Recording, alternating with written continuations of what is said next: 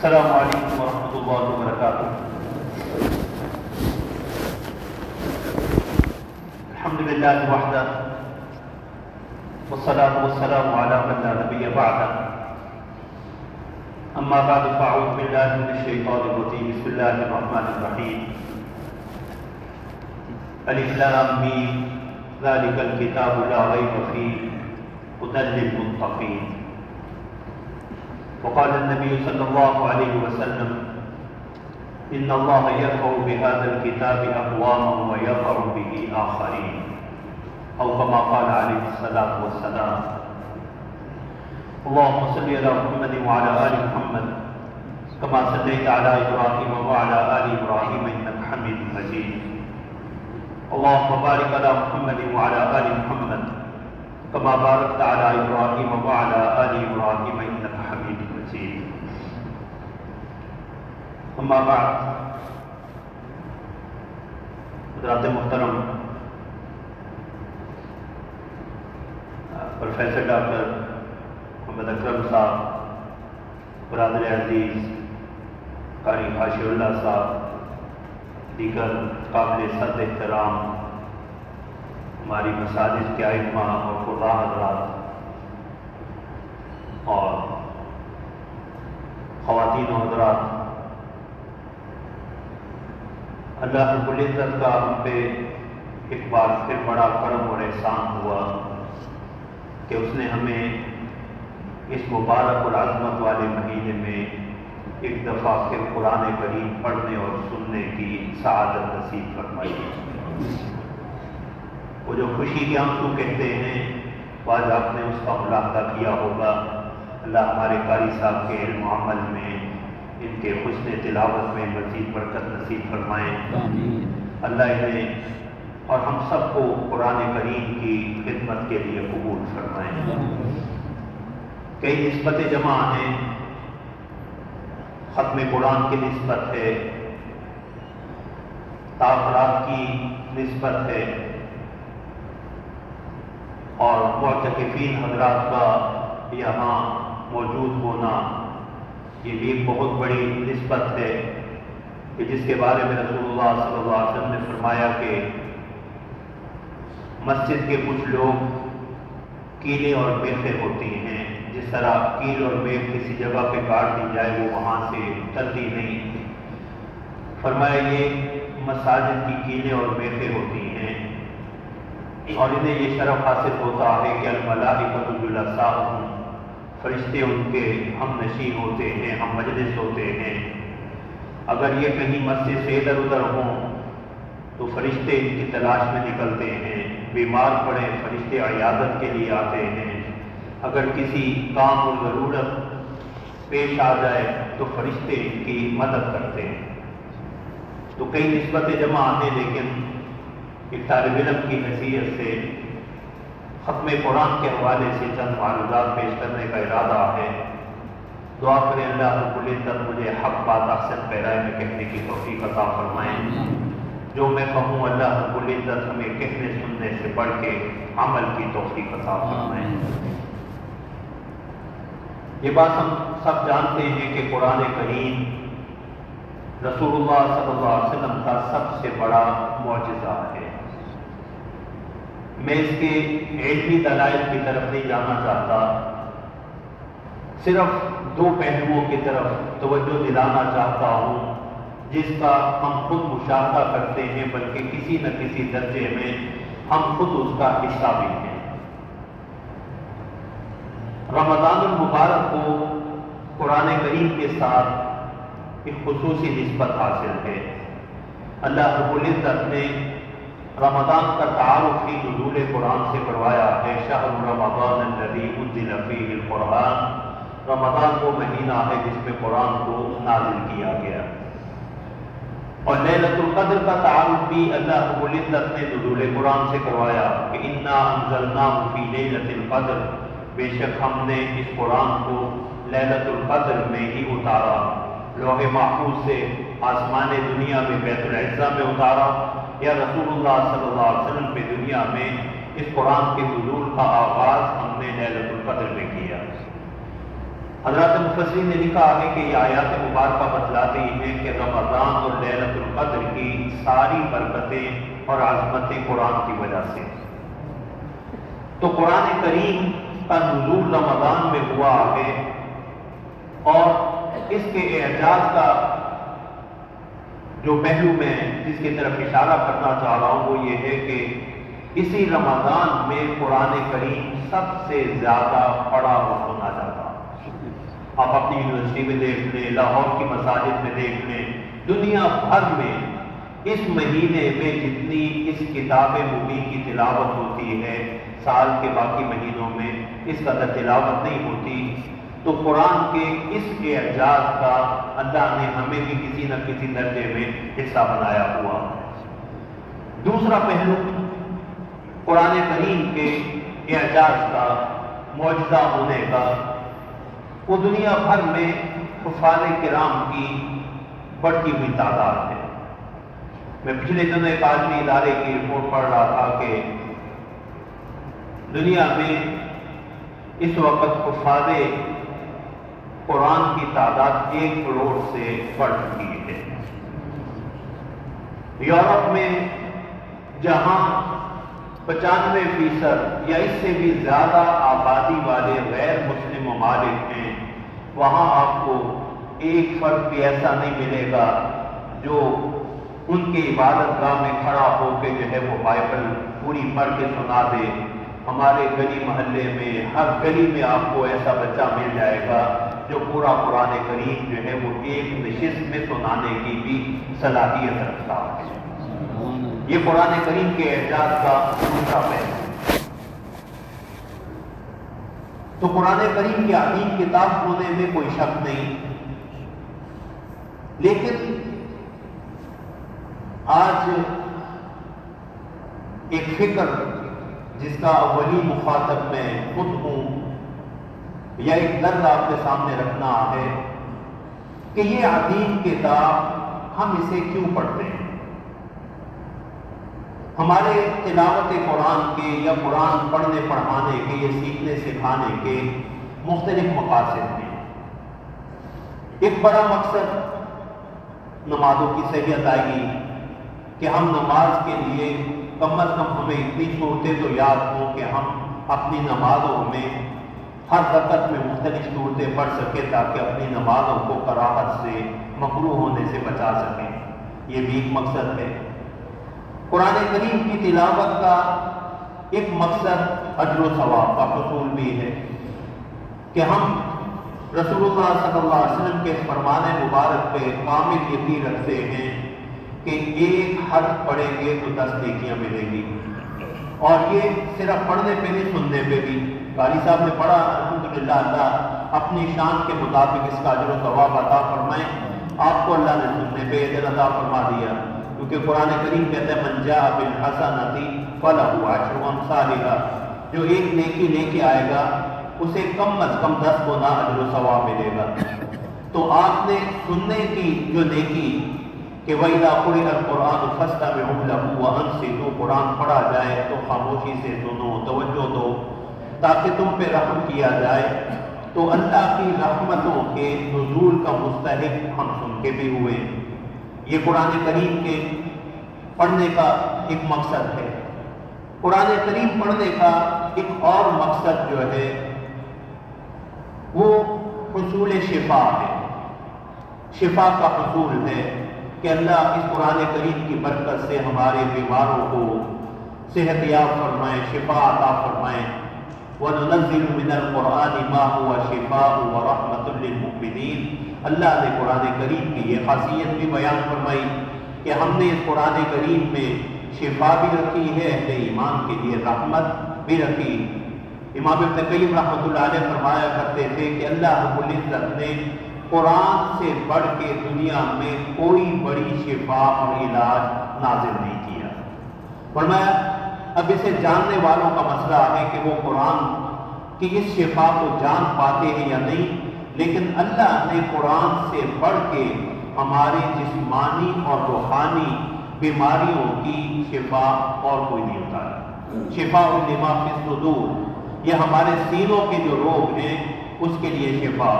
قرآن کریم پڑھنے کا ایک بڑا مقصد یہ بھی ہے، اور یہ بھی کتاب و سنت سے ثابت ہے، قرآن سے بھی۔ رسول اللہ صلی اللہ علیہ وسلم کے صحابی حضرت ابو سعید خدری رضی اللہ تعالیٰ عنہ، صحیح بخاری کی روایت ہے، ہم سفر میں تھے، ایک گاؤں میں پہنچے تو انہیں مہمان تھے تو ہم نے کھانا مانگا، زیادہ راہ ختم ہو چکا تھا، انہوں نے کھانا کھلانے سے انکار کر دیا۔ تو ہم وہاں رات کہیں گزاری، صبح جب وہاں سے نکلنے لگے تو اتنے میں ایک شخص دوڑتا ہوا آیا اور کہنے لگا کہ ہمارے سردار کو، قبیلے کے سردار کو کسی زہریلی چیز نے، سانپ نے یا کسی زہریلی چیز نے ڈس کیا ہے، اگر تمہیں کوئی علاج آتا ہے تو اسے آپ کے دم کر دو۔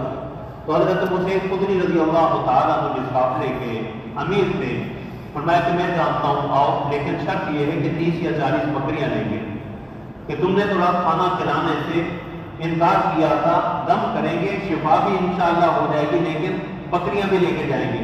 طے ہو گئی، جا کے دم کیا، اللہ نے شفا دی، بکریاں لے کے آئے۔ اب خیال ہوا کہ دم کرنے پہ جو بکریاں دی ہیں حلال بھی ہیں یا نہیں، تو رسول اللہ صلی اللہ علیہ وسلم کے پاس آئے اور آ کے پوچھے، یا رسول اللہ، ہم دم کر کے بکریاں تو لے آئے، پتہ یہ جائز بھی ہے یا نہیں؟ تو رسول اللہ نے صحابہ کی تسلی کے لیے فرمایا، اس میں میرا حصہ بھی نکالو، کہ مجھے بھی اس میں سے کوئی حصہ دو۔ تو قرآن شفا بھی ہے۔ خود رسول اللہ صلی اللہ علیہ وسلم کے معمول جسے ہمیں بھی اپنانا چاہیے کہ رسول اللہ صلی اللہ علیہ وسلم رات سوتے وقت آخری 3 صورتیں، سورہ اخلاص، سورہ فلق اور سورہ ناس پڑھ کے اپنے ہاتھوں پہ پھونک مارتے اور اپنے پورے جسم پہ پھیرا کرتے تھے۔ سیدہ عائشہ فرماتی ہیں رضی اللہ تعالیٰ عنہا، رسول اللہ صلی اللہ علیہ وسلم کی آخری بیماری میں جب رسول اللہ کی نقاہت اور کمزوری زیادہ ہوئی تو رسول اللہ جو ہے وہ اس کی طاقت اور سکت نہیں رہی، تو میں پڑھ کے رسول اللہ کے جو ہے وہ ہاتھوں پہ پھونک مارتی اور آپ کے ہاتھ جو ہے وہ آپ کے جسد مبارک پہ پھیر دیا کرتی۔ تو قرآن میں شفا بھی ہے، یہ بھی ہمارے پڑھنے کا ایک مقصد ہے۔ قرآن کریم پڑھنے کا بالعموم ہمارے مقاصد میں سے ایک مقصد جو ہے وہ ایصال ثواب ہے، کہ ہم اپنے اعزا قارئ کے ایصال ثواب کے لیے جو ہے وہ قرآن کریم پڑھتے ہیں، انہیں اس کا ثواب پہنچاتے ہیں۔ یہ بھی قرآن کریم کے تلاوت کے مقاصد میں سے ایک مقصد ہے۔ ایک مقصد قرآن کریم کی تلاوت کا ہمارے ہاں بالعموم برکت کا حصول ہے، کہ ہم اپنے اداروں میں، اپنے دفاتر میں، گھروں میں، دکانوں میں، کاروباری مراکز میں یا تعلیمی مراکز میں قرآن کریم پڑھتے ہیں تاکہ اس سے برکت حاصل ہو۔ اور یہ بھی یقینی بات ہے، قرآن کریم کے مقاصد میں سے ایک بڑا مقصد ہے اس سے برکت کا حصول۔ رسول اللہ صلی اللہ علیہ وسلم کی احادیث مبارکہ سے بھی اس کا ثبوت ملتا ہے کہ قرآن کریم برکت، اور خود قرآن سے جو ہے وَهَذَا كِتَابٌ أَنزَلْنَاهُ مُبَارَكٌ فَاتَّبِعُوهُ، یہ کتاب جسے ہم نے اتارا برکت والی۔ دوسری جگہ کتاب أنزلناه إليك مبارك ليدبروا آياته وليتذكر أولو الألباب۔ تو قرآن کریم کے پڑھنے سے برکت کا نزول یقینی۔ مجھے یہاں امام ابن قیم رحمۃ اللہ علیہ کا ایک جملہ یاد آیا، فرمایا جب ہمارے گھروں سے صبح صبح تلاوت قرآن کی آوازیں آسمان کی طرف اٹھا کرتی تھی تو اللہ رب العزت کی طرف سے بھی رحمتوں اور برکتوں کا نزول اترا کرتا تھا۔ اور جب ہمارے گھروں سے معاذ اللہ یہ نعمت اٹھ گئی تو اب پھر شیاطین ہی کا بسیرا۔ اسی لیے رسول اللہ صلی اللہ علیہ وسلم نے فرمایا کہ اپنے گھروں کو قبرستان نہ بناؤ، اپنے گھروں کو ویران نہ کرو کہ اس میں قرآن کریم نہ پڑھا جاتا ہو۔ ایک حدیث میں رسول اللہ نے فرمایا وہ سینہ جس کے اندر قرآن کریم کا کوئی حصہ نہیں ہے وہ ویران گھر کی طرح۔ اور دوسری حدیث کے الفاظ میں البیت الذی لا یقرأ فیہ القرآن کالبیت الخرب، کہ جس گھر میں قرآن نہ پڑھا جائے وہ ویران گھر کی طرح۔ تو قرآن کریم سے برکت کا حصول یہ بھی ہماری تلاوت کا ایک بڑا مقصد ہے۔ لیکن یہ تمام مقاصد کسی نہ کسی درجے میں ان کی شرعی حیثیت ہے، اور یہ قرآن کریم کے مقاصد میں سے اہم مقاصد ہیں۔ ایک قرآن کریم کے پڑھنے کا مقصد شفاعت کا حصول ہے، کہ ہم اس امید پہ قرآن کریم پڑھتے ہیں کہ قرآن قیامت والے دن ہمارا شفیع بنے، سفارش کرے۔ اور رمضان اور قرآن کے اس تعلق کو رسول اللہ صلی اللہ علیہ وسلم نے حدیث میں بھی بیان فرمایا کہ رمضان اور قرآن دونوں اللہ کے حضور شفاعت کریں گے۔ روزہ کہے گا رب انی منعتہ الطعام والشہوات بالنہار فشفعنی فیہ، اللہ میں نے اسے دن میں کھانا کھانے سے اپنی خواہشات سے روکے رکھا تو میری سفارش کی اس بارے میں قبول کر لیجیے۔ تو قرآن کہے گا رب انی منعتہ النوم باللیل، اللہ رات جو ہے لوگ آرام کر رہے تھے لیکن یہ مجھے پڑھنے پڑھانے میں لگا رہتا تھا تو اس کی نیند میری وجہ سے متاثر ہوتی تھی، تو میری سفارش اس کے بارے میں قبول کر لیں۔ تو حدیث مانتے ہیں فیشفعان فی، اللہ قرآن اور رمضان دونوں کی شفاعت اس بندے کے بارے میں قبول فرما لیں گے۔ تو قرآن کریم پڑھنے کا ایک مقصد جو ہے وہ شفاعت کا حصول بھی ہے۔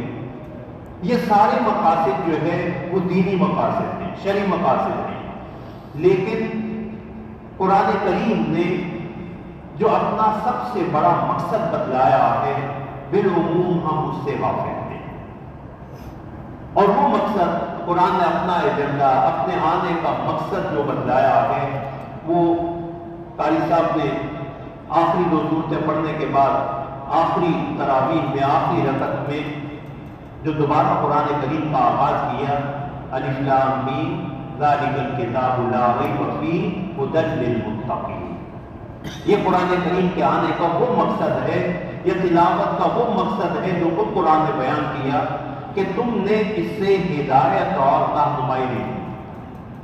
ہدایت اور رہنمائی کیسے ملے گی؟ ہدایت اور رہنمائی حاصل کرنے کے لیے ہم قرآن کریم کی تلاوت تو کر لیتے ہیں، اس سے برکت بھی حاصل کر لیتے ہیں، شفا کا حصول بھی ہمارا مقصد ہوتا ہے، برکت کا حصول بھی، شفاعت کا حصول بھی، لیکن ان مقاصد سے ہدایت نہیں مل سکتی۔ ہدایت کیسے ملے گی یا حقیقی برکت کیسے ملے گی؟ لِيَدَّبَّرُوا آیَاتِهِ وَلِيَتَذَكَّرَ أُولُو الْأَلْبَابِ، قرآن کریم کی آیتوں میں غور و فکر، اور تاکہ عقل والے جو ہے وہ اس سے نصیحت حاصل کریں۔ تو قرآن کریم کے نزول کا سب سے بڑا مقصد جو ہمارا مقصد تلاوت ہونا چاہیے لیکن بدقسمتی سے نہیں ہے، وہ ہدایت کا حصول ہے۔ اور وہ کیوں نہیں ہے کہ ہم نے کبھی قرآن کو سمجھنے کی ضرورت ہی محسوس نہیں کی، اور یہ وہ ایسا گناہ ہے جس میں بدقسمتی سے دین کے ساتھ وابستہ لوگ بھی اس گناہ میں مبتلا، نماز روزے کی پابندی کرنے والے بھی اس گناہ میں شریک ہیں کہ قرآن کریم کو سمجھنے کی ضرورت محسوس نہیں، اور اگر قرآن کریم سمجھ آ گیا تو پھر ہدایت بھی ملے گی، پھر عمل بھی انسان کرے گا۔ اور اگر آج ہم جو آج کی منزل قاری صاحب نے پڑھی، میں طالب علم کی حیثیت سے دعویٰ نہیں کر رہا لیکن ایک بات کہنے کی جسارت ضرور کر رہا ہوں کہ اگر ہم یہی آج کی تلاوت کردہ منزل کو ہی سمجھ لیں تو ہماری زندگی میں تبدیلی آ جائے، ہمیں ہدایت مل جائے، اس لیے کہ ہم نے قرآن کریم کو کبھی سوچ کے پڑھا ہی نہیں۔ رسول اللہ صلی اللہ علیہ وسلم کی تلاوت یہ نہیں تھی جو ہماری تلاوت ہے۔ حضرت ابو ذر رضی اللہ تعالیٰ عنہ فرماتے ہیں کہ ایک رات رسول اللہ صلی اللہ علیہ وسلم پوری رات ایک ہی آیت کریمہ کو پڑھتے رہے، ایک ہی آیت کریمہ بار بار اسی کو دوہرا رہے ہیں، اور وہ آیت بھی میرے اور آپ کے ساتھ محبت اور شفقت کا اظہار ہے۔ إِن تُعَذِّبْهُمْ فَإِنَّهُمْ عِبَادُكَ وَإِن تَغْفِرْ لَهُمْ فَإِنَّكَ أَنْتَ الْعَزِيزُ الْحَكِيمُ، اللہ تو انہیں اگر سزا دے گا ہیں تو تیرے بندے، اور اگر بخش دے گا تو تیرا بخشنا تیری مجبوری کی وجہ سے نہیں، تیرے بے بس ہونے کی وجہ سے نہیں ہے، تو غالب لیکن تیرا بخشنا حکمتوں کی بنا پہ۔ تو حضرت ابو ذر رضی اللہ عنہ فرماتے رسول اللہ صلی اللہ علیہ وسلم روتے جا رہے ہیں اور اسی آیت کریمہ کو بار بار پڑھتے جا رہے ہیں، بار بار پڑھتے جا رہے ہیں۔ عبداللہ بن شقیق رضی اللہ تعالیٰ عنہ فرماتے کہ رسول اللہ صلی اللہ علیہ وسلم نماز میں جب قرآن کریم تلاوت کیا کرتے تھے تو رسول اللہ صلی اللہ علیہ وسلم کے رونے سے آپ کے سینہ مبارک سے ایسے آواز آتی تھی جیسے ہنڈیا ابال آنے میں جوش مارتی، حضرت عمر رضی اللہ تعالیٰ عنہ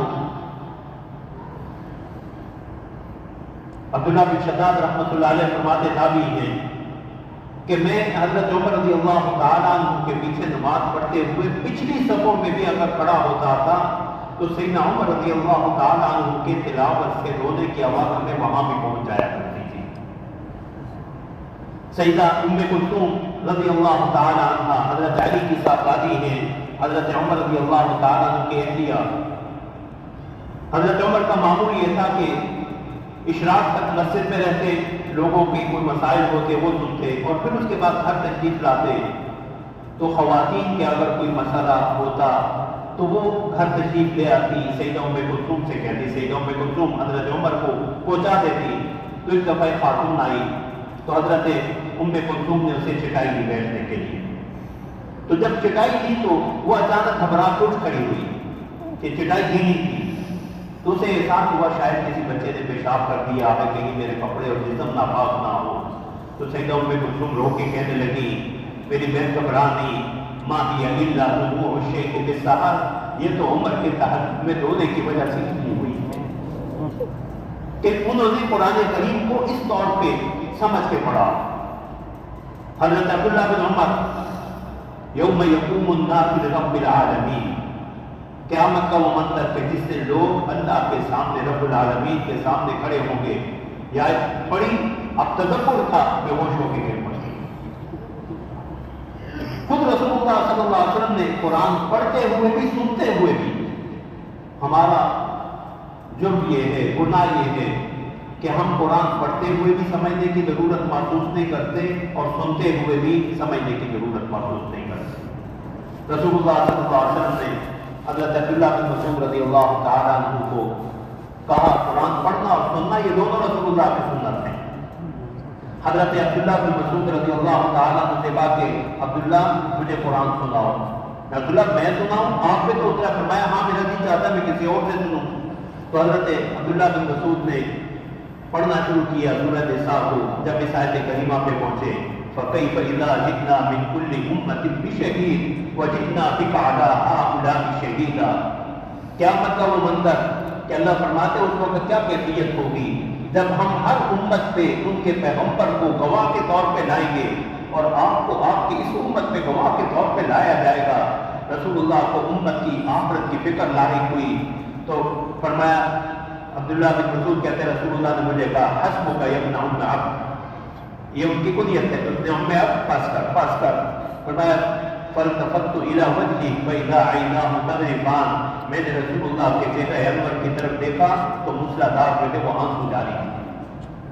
حضرت ابی بن کعب، رسول اللہ نے سننے کی سنت بھی سنانے کی سنت بھی، حضرت ابی بن کعب، اور حضرت ابی بن کعب کو یہ اعزاز حاصل ہے کہ رسول اللہ صلی اللہ علیہ وسلم نے فرمایا میری امت کا سب سے بڑا قاری ابی بن کعب۔ دوسرا اعزاز یہ حاصل ہے کہ تراویح میں سب سے پہلے پورا قرآن کریم پڑھنے کی سعادت بھی حضرت ابی بن کعب کو، حضرت عمر کے دور میں پہلے امام تراویح کے حضرت ابی بن کعب۔ اور تیسرا شرف اور اعزاز یہ ہے کہ اللہ نے حضرت نبی کریم صلی اللہ علیہ وسلم کو حکم دیا کہ آپ ابی بن کعب کو قرآن سنائیں۔ حضرت نبی کریم صلی اللہ علیہ وسلم نے ابی بن کعب کو کہا کہ اللہ نے مجھے کہا کہ ابی میں تمہیں قرآن سناؤں۔ ابھی دیکھیں قرآن کتنی عزت دیتا۔ تو حضرت ابی بن کعب نے کہا عبداللہ کیا اللہ نے اور سمانی ربی، میرے رب نے میرا نام لے کے آپ کو حکم دیا؟ تو کہا نام سما کا رب، ہاں تیرے رب نے تیرا نام لے کے مجھے حکم دیا ہے۔ تو حضرت ابی بن کعب خوشی سے روتے جا رہے ہیں کہ میرے رب نے قرآن نے مجھے کتنا انمول بنا دیا کہ میرا رب جو ہے وہ رحمت للعالمین پیغمبر کو میرا نام لے کے حکم دے رہا کہ وہ مجھے قرآن سنائے اور میں محمد رسول اللہ کا قرآن سنوں۔ تو رسول اللہ صلی اللہ علیہ وسلم نے جو قرآن کریم پڑھا ہے، جو حضرات صحابہ نے جس طور پہ پڑھا، ہم نے آج ہی جو منزل پڑھی سورہ زلزال، فَمَن يَعْمَلْ مِثْقَالَ ذَرَّةٍ خَيْرًا يَرَهُ وَمَن يَعْمَلْ مِثْقَالَ ذَرَّةٍ شَرًّا يَرَهُ، ذرہ بھر اچھائی بھی قیامت والے دن اپنے سامنے اور ذرہ بھر برائی بھی اپنے سامنے۔ کاش ہمیں اس کا احساس ہوتا امام ابو حنیفہ رحمۃ اللہ علیہ کے حوالے سے آتا کہ کوفہ کی مسجد میں نماز عشاء میں امام صاحب نے یہ سورت مبارکہ پڑھی۔ نماز کے بعد جب سب لوگ فارغ ہوئے تو مسجد کے خادم نے دیکھا کہ امام ابو حنیفہ رحمۃ اللہ علیہ اپنی جگہ پہ بیٹھے ہیں اور زبان پہ یہ آیت کریمہ ہے اور بار بار یہ کہہ رہے ہیں اللہم اغفر لعبدک النعمان، اللہ اپنے بندے نعمان کو بخش دے، تو ذرہ ذرہ اچھائی اور برائی کا بدلہ دے گا، اپنے بندے نعمان کو بخش دے، اپنے بندے نعمان کو بخش دے۔ فرمایا میں نے ان کی یہ کیفیت دیکھی تو میں جو چراغ بجھانا چاہتا تھا میں نے نہیں بجھایا، میں نے کہا خود ہی جب اٹھیں گے تو بجھا کے چلے جائیں گے، میں گھر چلا گیا۔ اور صبح نماز فجر کے لیے جب میں اذان دینے آیا دیکھا امام صاحب جو ہے وہ اسی کیفیت میں بیٹھے اور وہی دعا چل رہی ہے اللہم اغفر لعبدک النعمان، اللہ اپنے بندے نعمان کو بخش دے۔ انہوں نے قرآن کریم کو اس طور پہ سمجھا، اس لیے ان کی زندگی میں تبدیلیاں آئیں۔ اللہ اکبر ان ربک لبالمرصاد، ہماری کل کی غالباً منزل میں تیرا رب تاک لگائے بیٹھے ہیں۔ ہمیں اس چیز کا احساس نہیں، اگر ہمیں یہ احساس ہو، ہمیں اس چیز کا پتا ہو کہ یہاں کیمرہ لگا ہوا، ہم محتاط ہو جائیں گے، ہم اشارہ بھی نہیں توڑتے۔ ہم کہیں CCTV کیمرہ لگا ہو وہاں کوئی نامعقول حرکت نہیں کرتے، لیکن اللہ رب العزت کے اس فرمان کا ہمیں احساس ہی نہیں کہ اللہ فرما رہے ان ربک لبالمرصاد، وہ غافل انسان تیرا رب بھی تاک لگائے بیٹھا۔ حضرات محدثین نے مفسرین نے لکھا ہے کہ انسان بالعموم جو گناہ کرتا اس کی وجہ یہی ہے کہ اسے اللہ کی عظمت کا استحضار نہیں، وہ قرآن کریم کو سمجھ نہیں پایا۔ قرآن کریم نے اگر اسے یہ پتہ چل جائے کہ اللہ رب العزت انسان بالعموم گناہ اس لیے کرتا ہے کہ مجھے کون دیکھتا، تو اللہ نے فرما دیا ان ربک لبالمرصاد۔ یہ ذہن میں یہ خیال آتا ہے کہ میں اکیلا ہوں، یہاں تو اور کوئی نہیں۔ اس قرآن نے یہ جواب دے دیا، ہمارا یہ عذر بھی ختم کر دیا، وَهُوَ مَعَكُمْ أَيْنَمَا كُنتُمْ، تم جہاں کہیں بھی ہو وہ تمہارا رب تمہارے ساتھ ہے۔ یہی اس آیت کریمہ کا احساس وہ اس بچی کو حاصل ہے۔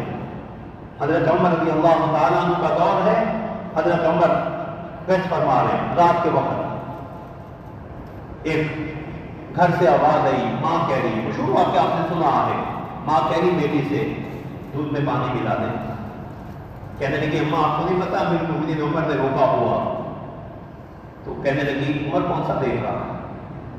ایمان والی بچی جسے پتا تھا وَهُوَ مَعَكُمْ أَيْنَمَا كُنتُمْ، کہنے لگی امی عمر نہیں دیکھ رہا، عمر کا رب تو دیکھ رہا ہے نا۔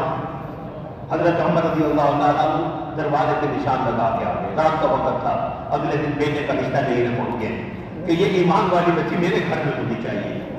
اور پھر امام ابن کثیر رحمۃ اللہ علیہ نے لکھا جب بھی عدالت میں جاتے فیصلہ کرنے کے لیے اپنی اسی بہو بیٹی کو بلاتے اور کہتے بیٹی وہی جملہ ایک دفعہ پھر کہہ لینا ان لم یکن عمر یرا فرب عمر یرا، اگر عمر نہیں دیکھ رہا عمر کا رب تو دیکھ رہا، تاکہ یہ یقین میرا پختہ رہے میں کوئی فیصلہ جو ہے وہ اللہ کی مرضی کے خلاف نہ کروں۔ وَهُوَ مَعَكُمْ أَيْنَمَا كُنتُمْ، ہم سمجھتے ہیں کہ ہم دنیا کی نگاہوں سے جو ہے وہ چھپے ہوئے ہیں، ہمارے گناہ کا کسی کو پتہ نہیں چلے گا۔ اللہ فرماتے یعلم خائنۃ الاعین وما تخفی الصدور، وہ نگاہوں کی خیانت کو بھی جانتا، وہ تمہارے سینے کے رازوں سے بھی آگاہ۔ کسی پہ نظر ڈالتے ہوئے نگاہ میں جو منفی خیالات اور جذبات آئے ہیں شاید جس کو دیکھے اسے بھی پتہ نہیں چلتا، لیکن وہ علیم و خبیر ذات جان رہی۔ ایک غلطی انسان ہماری زندگی میں گناہ اس لیے کہ ہم سمجھتے ہیں کہ ہمارا کوئی کیا بگاڑ لے گا، کہ ہم اس کہ ہمیں اللہ نے اختیار دیا ہے، اقتدار دیا ہے، کوئی ہمیں پوچھنے والا نہیں، ہم جو چاہے کریں۔ اللہ نے اس کا بھی جواب دے دیا ان بطش ربک لشدید، اور غافل انسان تیرے رب کی پکڑ بڑی سخت ہے۔ جن حضرات کا قرآن پہ نگاہ تھی ان کا عالم یہ، ابراہیم بن ادم رحمۃ اللہ علیہ، ایک نوجوان آیا آ کے کہنے لگا کہ حضرت یہ گناہ کی زندگی نہیں چھوڑ سکتا، گناہ کا جو چس پڑ گئی نا، چسکا پڑ گیا یہ نہیں چھوڑ سکتا، کوئی ایسا حل بتائیں زندگی بھی اپنی مرضی کی گزار دوں اور آخرت میں اللہ کے عذاب سے بھی بچ جاؤں۔ یہ اللہ والے گناہگار سے نفرت نہیں کرتے تھے، گناہ سے نفرت کیا کرتے تھے۔ اچھا بیٹا بیٹھو، سوچتے ہیں، کچھ تیرے مسئلے کا حل نکالنے کی کوشش کرتے ہیں۔ کچھ دیر سوچنے کے بعد کہنے لگے، اچھا بیٹا ایسا کر، جب گناہ کرنے لگے نا تو کسی ایسی جگہ پہ چلا جایا کر جہاں اللہ نہ تجھے دیکھ سکے، جہاں اللہ کی نگاہوں سے جو ہے وہ تو اوجھل ہو جائے۔ اب دیکھیں گناہگار ہے لیکن قرآن کے ساتھ تعلق، قرآن کا تدبر کتنا۔ کہتے ہیں اللہ تو فرماتے ہیں کہ وَهُوَ مَعَكُمْ أَيْنَمَا كُنتُمْ، جہاں کہیں بھی ہوگے وہ تو میرے ساتھ ہوگا، میں کہاں چھپ کے جا سکتا ہوں۔ اچھا پھر دوسرا حل یہ ہے کہ تم اللہ کا دیا ہوا رزق چھوڑ دے، اللہ نے جو رزق دیا اسے چھوڑ دے، اور قیامت والے دن کہنا میں تیرا رزق نہیں کھاتا تھا، میں تیرے حکم کا پابند بھی نہیں۔ اب پھر قرآن کے ساتھ اس کا تعلق دیکھیں کہ خلق لکم ما فی الارض جمیعا، کہ حضرت اللہ تو کہتے زمین میں جو کچھ ہے اللہ نے ہی پیدا کیا، کوئی چیز مجھے ایسی بتائیں تو صحیح جو میں استعمال کروں اللہ کی پیدا کرتا تھا۔ اللہ اکبر۔ فرمایا پھر تیسرا حل یہ ہے کہ اللہ کی سلطنت کے حدود سے باہر چلا جائے۔ میں پاکستان کا باسی نہیں، مجھ پہ پاکستان کا قانون نہیں لگتا، میں امریکہ میں نہیں رہتا، امریکہ کا قانون مجھ پہ نہیں لگتا۔ اب قرآن کے ساتھ تدبر دیکھیں اس گناہگار نوجوان کا بھی جو آج بدقسمتی سے ہم جیسے دینداروں کو بھی یتیم کے ساتھ منسوب لوگوں کو بھی حاصل نہیں۔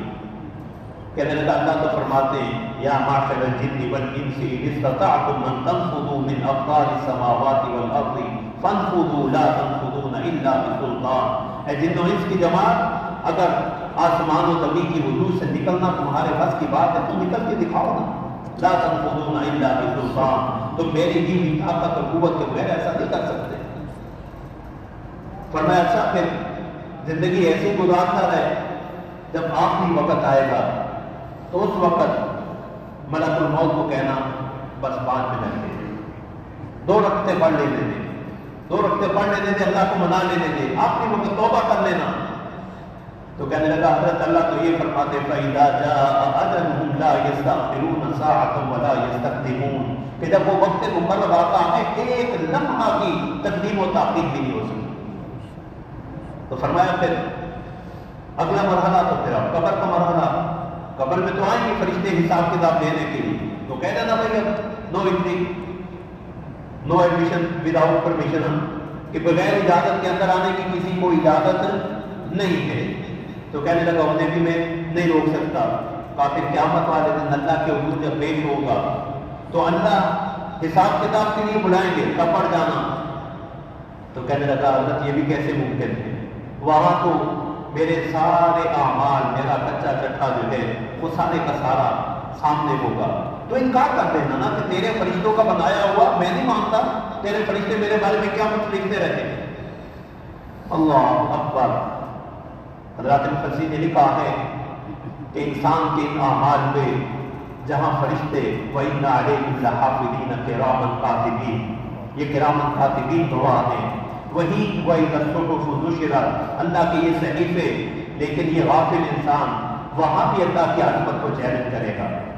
یہ حدیث کے لفظ ہے کہ انسان کہے گا اللہ تیرے فرشتے ان کا تیار کیا ہوا نامہ اعمال میں تو نہیں سے مانتا۔ پھر سورہ یاسین ہم روزانہ پڑھتے ہیں نا صبح، کبھی سائن پہ ہم نے غور کیا ہوتا، اليوم نختم على افواههم وتكلمنا ايديهم وتشهد ارجلهم بما كانوا يكسبون، کہ آج ہم ان پہ مہر لگا دیں گے، ہاتھ گفتگو کریں گے، پاؤں گواہی دیں گے اپنے ان کے اعمال کی۔ دوسرے کا قرآن کہتا ہے یہ انسان شکوہ کرے گا، وہ تمہارے مزے کے لیے تو میں سب کچھ کرتا تھا، نہیں میں تم علیہ، اپنے جسم کو کہے گا میرے خلاف، تمہارے مزے کے لیے سب کچھ کرتا رہا، تم بھی میرے خلاف گواہ بن گئے ہو۔ تو یہ آقا کیا کہیں گے، انطق اللہ الذی انطق کل شیء، ہمیں اس اللہ نے قوت گویائی دی ہے جس نے ہر چیز میں بولنے کی صلاحیت رکھی۔ زبان اس اللہ کے لیے بھی تو گوشت کا لوتڑا، ہاتھ بھی گوشت کا لوتڑا، جو اللہ زبان کو بلوانے پہ قادر ہے وہ ہاتھ کو بھی بلوانے پہ قادر ہے۔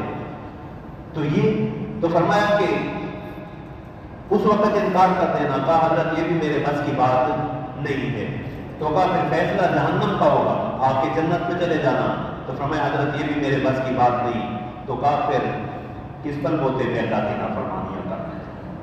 ہمیں اگر قرآن کا اتنا احساس ہو جاتا کہ ان ربک لبالمرصاد، ہمارا رب ہمیں تاک لگائے دیکھ رہا ہے، ہمارا ایک عمل جو ہے اس کی نگاہوں کے سامنے ہماری کتاب نامہ اعمال جو ہے وہ تیار ہو رہا، اور پھر اس میں انسان کیا کہے گا، ما لهذا الكتاب لا يغادر صغيرة ولا كبيرة الا احصاها، اس کتاب کو میں کیا کروں، کوئی چھوٹی بڑی بات ہے ہی نہیں جو اس نے چھوڑی ہو۔ اگر ہمیں قرآن کی آیات کا ہی احساس ہو جائے، اگر ہم نے آج کی منزل میں الہاکم التکاثر حتی زرتم المقابر ہی کو سمجھ لیا کہ یہ دنیا کی دوڑ، دنیاوی مقابلے، ایک دوسرے سے آگے بڑھنا، اگر ہم اسی کو جو ہے اگر سمجھ لیتے تو پھر ہم حقوق العباد میں کوتاہیاں نہ کرتے، پھر ہم یتیموں کو دھکے نہ دیتے، ولا یحض علی طعام المسکین سمجھا ہوتا تو ہمارے دروازے سے کوئی ضرورت مند جو ہے وہ خالی نہ جاتا۔ تو قرآن کریم کا سب سے بڑا مقصد کیا ہے؟ قرآن کریم سے ہدایت لینا، اور یہ ہدایت تبھی ممکن ہے جب ہم اسے سمجھنا شروع کریں گے۔ اور یہ بدقسمتی سے وہ ہمارا آج ہم لیلۃ القدر یا رات رات ہے، اللہ کے ہاں لیلۃ القدر کا امکان تھے، تو جہاں اپنے باقی گناہوں کے اللہ کے حضور معافی مانگے اس رمضان میں، اس جرم عظیم کی بھی ہمیں اللہ سے معافی مانگنی چاہیے کہ ہم نے اللہ کے قرآن کا وہ حق ادا نہیں کیا۔ اور یہ وہ شکوہ ہے رسول اللہ صلی اللہ علیہ وسلم کا جو قیامت والے دن اللہ کے پیغمبر اللہ کی بارگاہ میں اس امت کے بارے میں کریں گے۔ وقال الرسول یا رب ان قوم اتخذوا هذا القرآن مهجورا، اللہ کے رسول کہیں گے اے میرے رب میری اس قوم نے اس قرآن کو چھوڑ دیا، اسے پس کچھ ڈال دیا تھا، نہ اس کی صحیح تلاوت، نہ اس کو سمجھنے کی کوشش، نہ اسے اپنانے کی کوشش۔ وہ پیغمبر جس کی شفاعت کی ہم امید لگائے بیٹھے ہوں گے، اگر وہی ہمارے خلاف مدعی بن جائیں تو انجام افسوس ہو جائے۔ پھر اللہ نے دوسری جگہ جو ہم قرآن سے منہ موڑے بیٹھے سمجھنے کی ضرورت محسوس نہیں کرتے، قرآن نے دوسری جگہ فرمایا وَمَنْ أَعْرَضَ عَنْ ذِكْرِي فَإِنَّ لَهُ مَعِيشَةً ضَنكًا وَنَحْشُرُهُ يَوْمَ الْقِيَامَةِ أَعْمَىٰ، کہ جو میرے ذکر سے، حضرات مفسرین کا تقریباً اتفاق ہے کہ یہاں ذکر سے مراد قرآن کے ناموں میں سے ذکر ہے، اِنَّا نَحْنُ نَزَّلْنَا الذِّكْرَ وَإِنَّا لَهُ لَحَافِظُونَ، کہ جو جس نے میرے ذکر سے منہ موڑا فَإِنَّ لَهُ مَعِيشَةً ضَنكًا، میں اس کی گزران تنگ کر دوں گا۔ آج ہماری گزران تنگ ہے یا نہیں؟ گھروں میں ہمیں سکون نہیں، دفاتر میں ہمیں سکون نہیں، رزق کی تنگی کا ہم بیجا ٹیکسوں کے شکوے ہماری زبانوں پہ، اس لیے کہ ہم نے قرآن سے منہ موڑ رکھا، اللہ نے ہماری گزران تنگ کی ہوئی ہے۔ یہ تو دنیا کی سزا، وَنَحْشُرُهُ يَوْمَ الْقِيَامَةِ أَعْمَىٰ، قرآن کریم سے اعراض کی اخروی سزا، قرآن کہتا ہے قیامت والے دن اندھا کر کے اٹھایا جائے گا۔ اب اللہ کے حضور کہے گا رب لما حشرتنی اعمیٰ وقد كنت بصیرا، اللہ میں تو بڑی تیز آنکھوں والا تھا، میری بینائی کیوں چھین لی؟ تو اللہ کہیں گے کذالک اتتک آیاتنا فنسیتها وکذالک اليوم تنسی، میری آیتیں آئی تھی تیرے پاس، میرا قرآن آیا تھا، تو نے اس قرآن کو نظر انداز کیا، اسے بلایا، آج مجھے نظر انداز کیا جائے۔ ذرا قرآن کے ناموں پہ ہی ہم تبارک الذی نزل الفرقان علی عبدی، فرقان کا ہمیں ایک ہی ترجمہ بتا کہ یہ حق و باطل کے درمیان فرق کرنے والا۔ فرقان کے ایک معنی حضرات مفسرین نے لکھا ہے کہ قیامت والے دن تیرے اعمال کے بارے میں فیصلہ کرنے والا۔ صحیح بخاری کی مشہور حدیث، اسی پہ میں اپنی گزارشات شاید کچھ لمبی ہوگی، میں معذرت چاہتا ہوں، اس پہ اپنی بات ختم کرنا چاہوں گا کہ رسول اللہ صلی اللہ علیہ وسلم نے اپنی شفاعت کبریٰ کا جہاں ذکر کیا، فرمایا میں اللہ کے حضور بار بار سفارش کروں گا، بار بار سفارش، اور پیغمبر صلی اللہ علیہ وسلم نے ہمیں کبھی بھی نہیں بلایا، لیکن ہماری بدقسمتی ہے کہ ہم نے اس پیغمبر وفا کے ساتھ وفا نہیں کی، ہم نے پیغمبر کے لائے ہوئے اس قرآن کو جو ہے وہ نظر انداز کیا ہوا، پیغمبر کے طریقے کو نظر انداز کیا ہوا۔ سنن ترمذی کی حدیث ہے، رسول اللہ صلی اللہ علیہ وسلم نے فرمایا کہ اللہ نے مجھے اختیار دیا کہ میری آدھی امت کی بخشش کی ضمانت مجھے دنیا میں دے دی جائے، یا قیامت والے دن میں اللہ کے حضور سفارش کرتا ہوں اور جتنا بخشوا لوں۔ تو رسول اللہ نے فرمایا اللہ مجھے آدھی امت کا سودا منظور نہیں ہے، میں تو قیامت والے دن اس وقت تک تیرے عرش کے نیچے سے سر نہیں اٹھاؤں گا جب تک میں ہر کلمہ گو کو جو ہے وہ جہنم سے نکال کے جنت میں نہ لے جاؤں گا۔ اس پیغمبر نے ہمارے ساتھ یہ وفا کی، لیکن وہی پیغمبر جن کی سفارش کے ہم منتظر ہوں گے۔ اسی حدیث کے آخر میں کہ رسول اللہ فرماتے میں 4 دفعہ اللہ کے حضور آؤں گا تو اللہ مجھے کہیں کہ جاؤ جہنم سے نکال لو، فرمایا میں نکالتا رہوں گا۔ پھر آخر میں آ کے حدیث کے لفظ ہے کہ رسول اللہ صلی اللہ علیہ وسلم فرماتے میں کہوں گا اے ربی ما بقی فی النار الا من حبسہ القرآن، اللہ اب تو جہنم میں صرف ہوئی ہے جنہیں قرآن نے روک رکھا، جنہیں قرآن نے روک رکھا، قرآن نہیں انہیں آنے دے رہا کہ انہوں نے میرا حق ادا نہیں کیا تھا۔ تو یہ پڑھنا پڑھانا اللہ اسے قبول فرمائے، لیکن یہ پڑھنا پڑھانا صرف سننے سنانے کے لیے نہیں، یہ سمجھنے کے لیے، اسے ہدایت رہنمائی لینے کے لیے۔ اگر ہم ہدایت لیں گے تو ہمیں پھر وصیت کے معاملات میں، وراثت کے احکام میں، ہمیں پھر زکوٰۃ کی ادائیگی، روزوں کی ادائیگی، سارے معاملات میں ہمیں معیشت میں، معاشرت میں، تجارت میں، سیاست میں، زندگی کے ایک ایک مرحلہ میں ہمیں طبیان لکل شیء پہ جب یقین ہوگا کہ یہ ہماری زندگی کے ہر میدان میں ہمیں کامل رہنمائی دے رہا، اور اگر ہم قرآن سے یہ رہنمائی دینے والے بن گئے تو پھر قرآن کہتا اولئک علی ھدی من ربہم واولئک ھم المفلحون، یہ وہ لوگ ہیں جو اپنے رب کی طرف سے ہدایت پہ ہیں، اور یہی وہ لوگ ہیں جو کامیاب ہوں گے۔ دعا کریں اللہ رب العزت ہمیں قرآن کریم کے حق پہچاننے کی اور قرآن کریم کے حقوق کو ادا کرنے کی توفیق عطا فرمائیں۔ اللہ قرآن کریم کا جو سب سے بڑا مقصد تلاوت ہے ہدی للمتقین، پرہیزگاروں کے لیے ہدایت۔ قرآن ہدی للناس بھی ہے، شہر رمضان الذی انزل فیہ القرآن ہدی للناس، ہدی للناس بے اعتبار خطاب ہے، خطاب کے اعتبار سے پوری انسانیت کے لیے ہدایت، لیکن نفع اور فائدہ کون اٹھائے گا؟ ہدی للمتقین، جس کے سینے کے اندر تقویٰ کی شمع روشن ہو جائے گی۔ اللہ رب العزت ہمیں قرآن کریم کو سمجھنے کے لیے اس تقویٰ کی شمع کو اپنانے کی توفیق عطا فرمائیں۔ وآخر دعوانا الحمدللہ رب العالمین۔